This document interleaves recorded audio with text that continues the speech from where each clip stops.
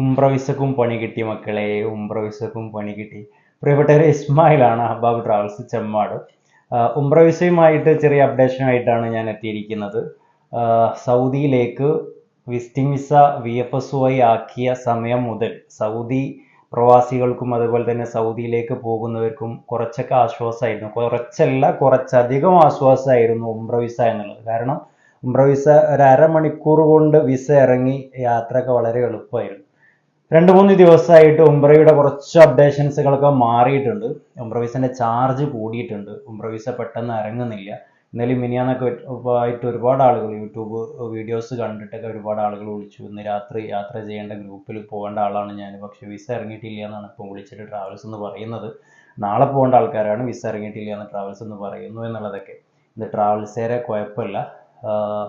Unlimited ആയിട്ട് ഉംറ visa ഇറങ്ങിയ ഒരു സമയമായിരുന്നു ഇതുവരെ ഉണ്ടായിരുന്നത്. എങ്ങനെ ആർക്കും എപ്പം കൊടുത്തു കഴിഞ്ഞാലും വിസ കിട്ടുന്നൊരു സാഹചര്യം. പക്ഷേ ഇപ്പോൾ അത് ലിമിറ്റഡ് ആക്കിയിട്ടുണ്ട്. ലിമിറ്റഡ് എന്ന് പറഞ്ഞു കഴിഞ്ഞാൽ കോട്ട സംവിധാനത്തിലേക്ക് കൊണ്ടുവന്നിട്ടുണ്ട്. ഓരോ ലൈസൻസിക്ക് ഇത്ര വിസ അടിച്ചിറങ്ങാൻ പറ്റുള്ളൂ എന്നുള്ളതൊക്കെ വന്നതുകൊണ്ട് തന്നെ ഒന്ന് ടൈറ്റായി.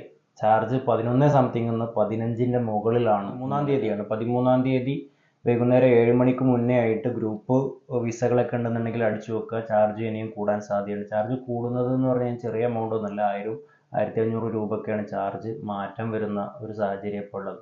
ഉംറ ഗ്രൂപ്പ് ടിക്കറ്റ് എടുത്ത് അതേപോലെ തന്നെ റേറ്റ് ഇട്ട് പബ്ലിഷ് ചെയ്ത ആളുകൾക്കൊക്കെ ഇത് വലിയ രീതിയിൽ ബാധിക്കുന്ന ഒരു സാഹചര്യമാണ് ഇപ്പോൾ ഉള്ളത്. മാത്രമല്ല, ഈ ഇലക്ഷൻ കഴിഞ്ഞിട്ടും അല്ല ഈ വെക്കേഷൻ സമയത്തൊക്കെ ഉംറ വിസ വെച്ച് പോവാം എന്ന് വിചാരിച്ച് ടിക്കറ്റ് എടുത്ത് വെച്ച ആളുകളൊക്കെ ഈ വീഡിയോ കാണുന്നുണ്ടെന്നുണ്ടെങ്കിൽ എത്രയും പെട്ടെന്ന് വിസക്ക് അപേക്ഷിക്കുക. ആദ്യം കിട്ടിയതുപോലെ സിമ്പിളായിട്ട് ഇപ്പോൾ വിസ ഇറങ്ങില്ല. ഇനിയിപ്പോൾ 2-3 ദിവസമൊക്കെ കഴിയും എന്താണ് ഇതിൻ്റെ സാഹചര്യങ്ങൾ എന്നൊക്കെ അറിയാനും റേറ്റിൻ്റെ കാര്യങ്ങളൊക്കെ പുറത്തു വരാനുള്ളതൊക്കെ. അപ്പോൾ ഉംറ വിസയിൽ കുറച്ച് അനിശ്ചിതത്വങ്ങളൊക്കെ ഉണ്ട്. അതുമായി ബന്ധപ്പെട്ട് യാത്രക്ക് ഉദ്ദേശിക്കുന്നവരൊക്കെ കാര്യങ്ങൾ ട്രാവൽ ഏജൻസിയുമായോ ബന്ധപ്പെട്ടവരുമായൊക്കെ സംസാരിച്ച് യാത്രക്ക് പ്രോബ്ലം ഇല്ലാത്ത രൂപത്തിൽ കാര്യങ്ങൾ കൈകാര്യം ചെയ്യുക എന്നുള്ളതാണ് ഈ വീഡിയോയിലൂടെ നിങ്ങൾക്ക് അറിയിക്കാനുള്ളത്. Okay, thank U.